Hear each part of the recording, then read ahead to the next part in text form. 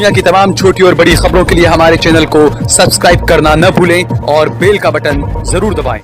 अमित शाह, जिन्हें एक ऐसे गृह मंत्री के तौर पर दिखाया गया कि मानो आज तक आजाद भारत के बाद से आज तक ऐसा कोई प्रधानमंत्री और ऐसा मजबूत गृह मंत्री जो देश को नहीं मिला होगा, नरेंद्र मोदी और अमित शाह।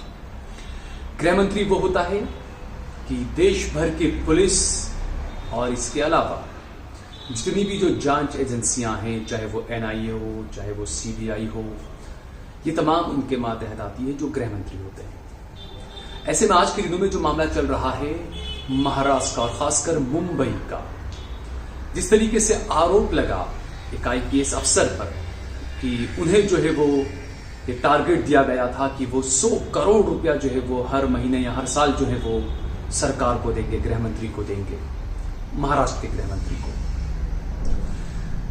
अब यहां पर सवाल ये उठता है कि मुकेश अंबानी ये दुनिया के सबसे अमीरों में से एक हैं और भारत के नंबर 1 अमीर हैं। मैं हमेशा से मुकेश अंबानी का विरोधी रहा हूं, क्योंकि जो क्रॉनी कैपिटलिज्म जो है, हम हमेशा इस बात को कहते हैं कि जो पैसा है, जो दौलत है, वो ये चंद कुछ लोग हैं जिन्होंने अपने पास जमा कर रखी है। जो गरीब है वो और ज्यादा गरीब होता जा रहा है। बहरहाल ये एक अलग बात है, लेकिन जिस तरीके से आप सोचिए कि मामला है मुकेश अंबानी से रंगदारी मांगने का, देश के सबसे ताकतवर इंसानों में से एक मुकेश अंबानी, गृह मंत्री अमित शाह हैं और उनके होते हुए मुकेश अंबानी के घर के बाहर एक कार खड़ी है, उसके अंदर जेलेटिन वगैरह हैं, जो पदार्थ जिसे कहते हैं, जिसे ब्लास्ट किया जाता है। ये मुकेश अंबानी को डराने के लिए था या क्या, इस बात को लेकर जबरदस्त बहस चल रही है। लेकिन क्या ये एक बड़ा इंटेलिजेंस फेल्योर नहीं है कि मुकेश अंबानी के घर के बाहर एक ऐसी कार खड़ी है, आईपीएस का नाम उसमें आ रहा है। और एक और बात, हैरानी की बात सोचिए कि जो परमवीर सिंह, जिसने ये आरोप लगाया कि जो सचिन वजह हैं, वजह को टारगेट दिया जाता था 100 करोड़ रुपए का, ये जो उन्होंने आरोप लगाया, वो सुप्रीम कोर्ट पहुंचे हैं और वहां पर उनका केस कौन लड़ रहा है? उनका केस मोदी के बहुत ही खास इंसान परमवीर सिंह का केस लड़ रहे हैं सुप्रीम कोर्ट, मोदी के खास आदमी। तो परमवीर सिंह जब सुप्रीम कोर्ट पहुंचे और मोदी का एक खास आदमी उनका ये मामला वहां पर उनकी पैरवी कर रहा है सुप्रीम कोर्ट में, तो क्या माना जाए परमवीर सिंह भी बीजेपी में अपनी संभावनाओं को तलाश रहे हैं? दूसरा, अब तक परमवीर सिंह खामोश क्यों थे? जब इतनी बातें उन्हें पता थी तो उन्होंने पहले इस बात को क्यों नहीं उठाया? और दूसरा, मैं तो यही कहूंगा बार बार कि गृह मंत्री अमित शाह, जो अपने आप को सबसे मजबूत नेता, सबसे मजबूत गृह मंत्री कहते हैं, उनके होते हुए मुंबई में इतना सब कैसे चल रहा था? हम पुलिस विरोधी नहीं है, लेकिन देश की पुलिस, देश की जांच एजेंसियां जिस तरह की कार्रवाइयां कर रही है, वो वाकई में शक के घेरे में है। आप सोचिए, ये महाराष्ट्र का मामला आया, अनभक्तों ने काफी हंगामा खड़ा किया कि भाई पुलिस से ऐसा काम करवाया गया, ये होना चाहिए, वो होना चाहिए। मैं उन अनभक्तों से पूछना चाहूंगा, क्या आपको गुजरात के दंगे याद हैं? क्या आपको संजीव भट्ट याद है? यहां पर सवाल उठा कि वजह को सस्पेंड किया गया था, उसके बावजूद शिवसेना ने और एनसीपी ने और कांग्रेस ने, इन सब ने मिलकर कहा कि उसको दोबारा ड्यूटी पर लाकर खड़ा कर दिया। आप सोचिए कि यहां पर वजह पर आरोप लगे थे, उसके बावजूद उनको ड्यूटी पर लाया गया, उनको दोबारा नौकरी पर, उनकी नौकरी शुरू करा दी गई। क्या आपको याद है इशरत जहां एनकाउंटर मामले में जो आईपीएस अधिकारी थे, जिन पर आरोप लगे थे, जिन पर मामले चल रहे थे? इसके अलावा अक्षरधाम कांड में भी कुछ ऐसे मामले सामने आए थे। उन आईपीएस अफसरों की बहाली कैसे कर दी गई, ये भी बड़ा सवाल है, इस पर आप कुछ नहीं बोलेंगे। दूसरा, जिस तरीके से जांच एजेंसियां जिस तरीके से काम करती है, उसका एक ताजा नमूना हम आपको बताते हैं, एक उदाहरण हम आपको बताते हैं कि जांच एजेंसियां ऐसे ही इन पर सवाल नहीं उठता। कुछ तो बात है जिसे लेकर इन पर सवाल उठता है। हम आपको उनमें से कुछ वानगी बताते हैं कि आखिरकार जांच एजेंसियों पर सवाल क्यों उठते हैं। कई ऐसे मामले आए, पुलिस कस्टडी में मौत का मामला हो या जांच एजेंसियों ने किस तरह की कार्रवाई की वो मामला हो। इन तमाम मामलों में एक मौजूदा जो मामला है वो एनआईए से जुड़ा हुआ है। जब 2019 में सीएए एनआरसी को लेकर जब देश भर में आंदोलन चल रहे थे, उस वक्त अखिल गोगोई आंदोलन चला रहे थे सीएए एनआरसी के विरोध में। उन्हें 2019 में गिरफ्तार किया गया। उन अखिल गोगोई ने जो आरोप लगाए हैं पत्र लिखकर, वो काफी गंभीर हैं। उसके बारे में हम सबको सोचना चाहिए। आप सुनिए अखिल गोगोई ने क्या आरोप लगाए हैं। अखिल गोगोई कहते हैं, हिरासत में मुझे यातना दी गई। एनआईए ने संघ भाजपा में शामिल होने पर जमानत देने का प्रस्ताव दिया।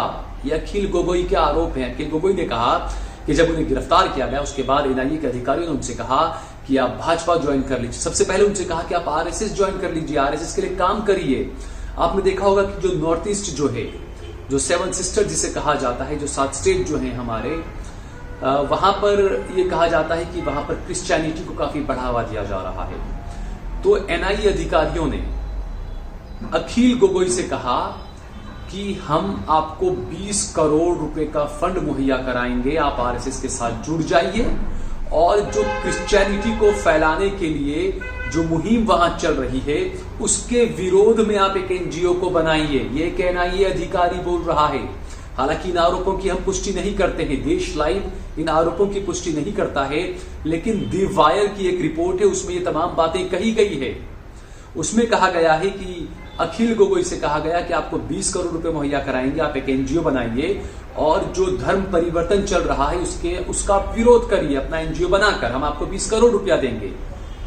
जब गोगोई इसके लिए नहीं माने, उसके बाद उन्हें कहा गया कि आप भाजपा में शामिल हो जाइए, भाजपा के टिकट पर चुनाव लड़िए, आपको मंत्री बनाया जाएगा। असम में चुनाव होने वाले हैं। तो ये जो आरोप हैं, ये एनआईए पर आरोप लगे हैं। एनआईए वो एजेंसी है जिसकी जांच पर लोगों को काफी भरोसा होने लगा है। जब भी कुछ होता है सरकार कहती है एनआईए जांच करेगी, क्योंकि जो मौजूदा महाराष्ट्र का जो मामला है मुंबई का, उसमें भी ये बातें कही गई।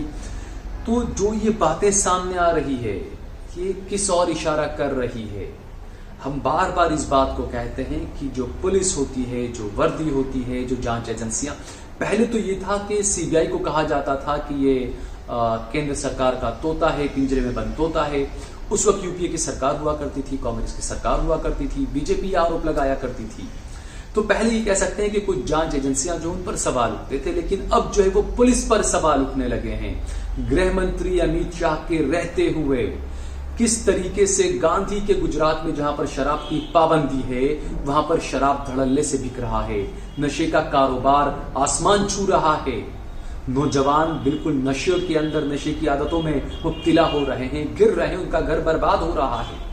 देश के गृह मंत्री क्या कर रहे हैं? पुलिस ये सब कैसे कर रही है?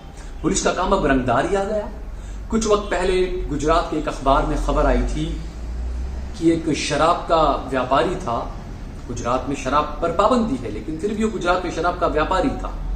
उसने अपना काम बंद कर दिया। उसने कहा कि मैं अब ये काम नहीं करूंगा।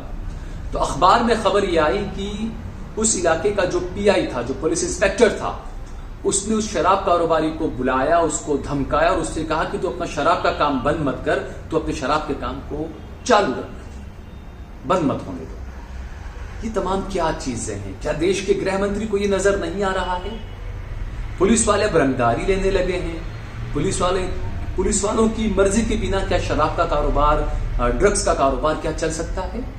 ये बड़ा सवाल है। और जैसा हमने जो बताया एनआईए कि जो आरोप यहां पर लगाए हैं अखिल गोगोई ने, उस पर हम सभी को सोचना चाहिए। अखिल गोगोई का गुनाह क्या था?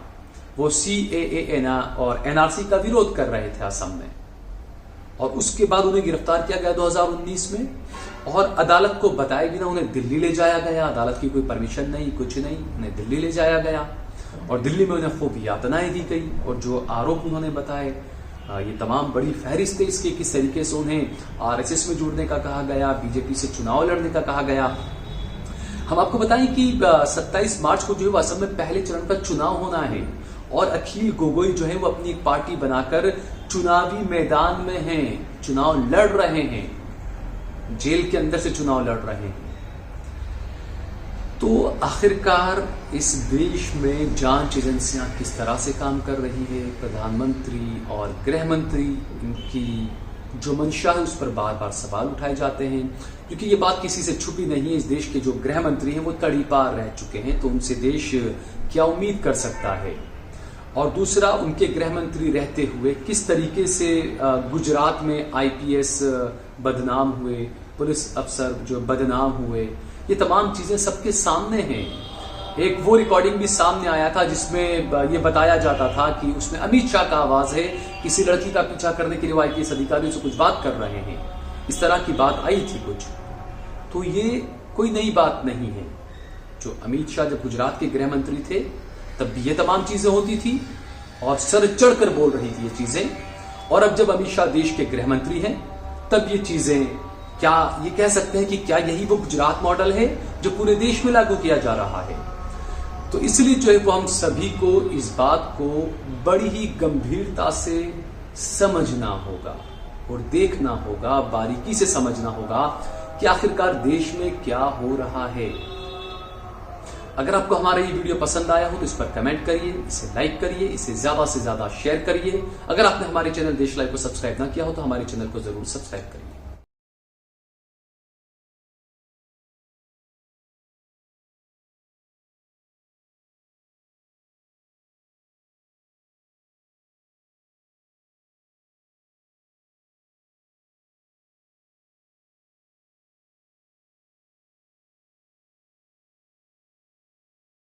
आप देख रहे हैं देश लाइव, देश की आवाज।